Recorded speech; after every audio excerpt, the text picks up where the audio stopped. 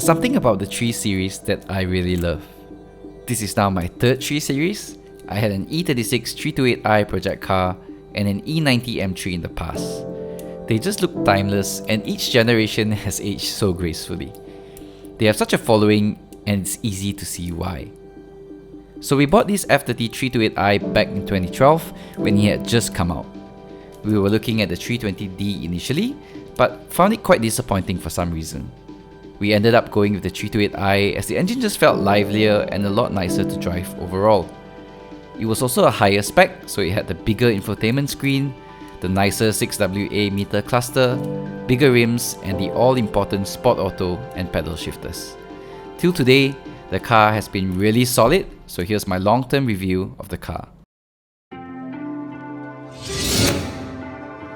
The 328i has the N20 engine with 245 horses and 350 Nm of torque, so it does feel pretty quick.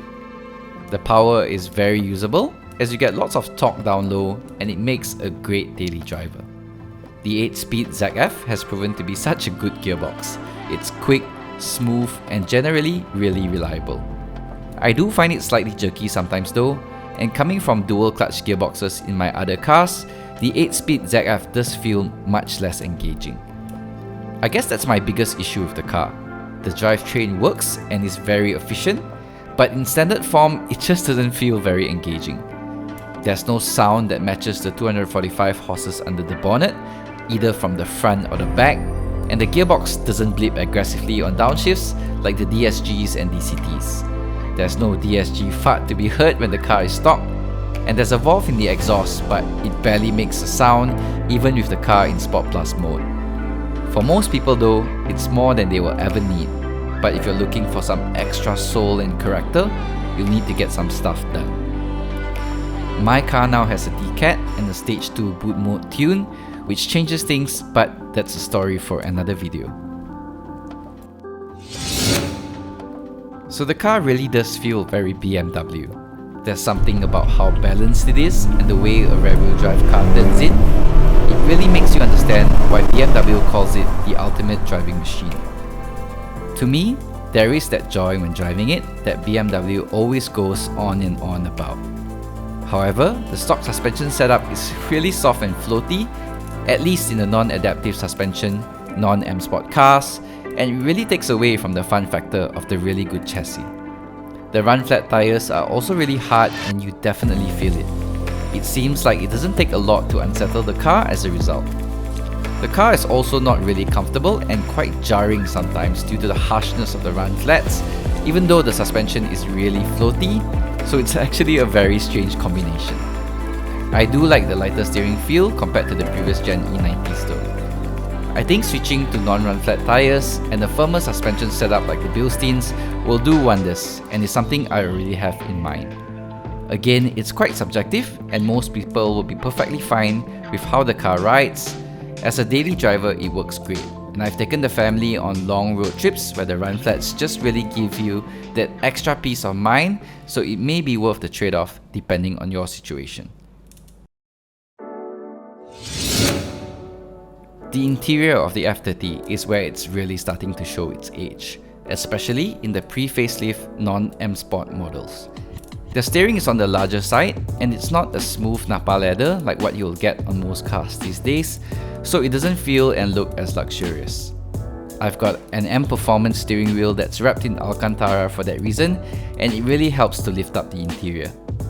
The sport seats in the Sport line are pretty nice though, and the side bolsters are actually adjustable for a tighter fit. The seating position also gets really nice and low, which I really like. The cluster is classic BMW with the orange lighting, and it's actually pretty nice, especially with the higher spec, though you can go full digital with the 6WB cluster upgrade. The iDrive was really cool back in the day, but the 2012 CIC could probably do with an upgrade today, though it still does the job. The leather on the rest of the interior is also not the nicest looking, but it does have red stitching on the Sport line, and some other color options would definitely make it more interesting. Interior space is great though. I've always felt like the car is the perfect size for me, and it's really nice to drive around town. There's a huge boot too, but unfortunately the rear seats do not fold down. So the F30 to me looked amazing when it first came out.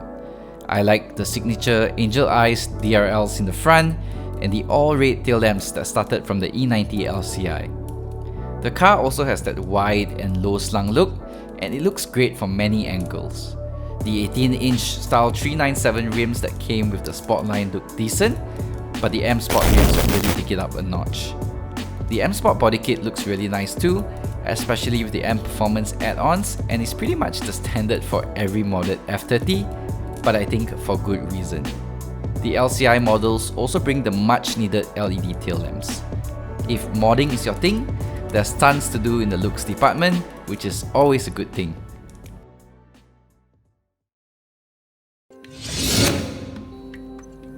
This car has only done about 68,000 kilometers from new, so it's pretty low mileage. We've not had any major issues and just had to replace the coolant sensor and all 4 wheel speed sensors along with the usual wear and tear. The car is generally really reliable and not that expensive to maintain, especially with the availability of OEM parts for BMWs. I've done the steering rack repair kit recently, which I'll talk about in another video, along with all the other maintenance costs. A usual engine oil service would cost around 500 ringgit, and a gearbox oil service about 900 ringgit outside of the service center. Apart from the infamous steering rack, the timing chain issue gets talked about a lot for the early 2012 and 2013 N20 engine cars.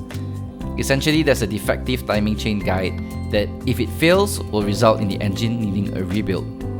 You can get it replaced as part of preventive maintenance for around 4,000 to 6,000 ringgit, depending on whether you use OEM or original parts. This issue typically happens on higher mileage cars, so it's just something to be aware of, but don't let it scare you away. The run flat tires are also more expensive to replace, though non-run flat tires are also a popular option with lots of advantages. Fuel consumption is also really good. I usually get around 400 plus kilometers with a full tank in mostly city driving, and it gets a lot better of course with a mix of highway driving.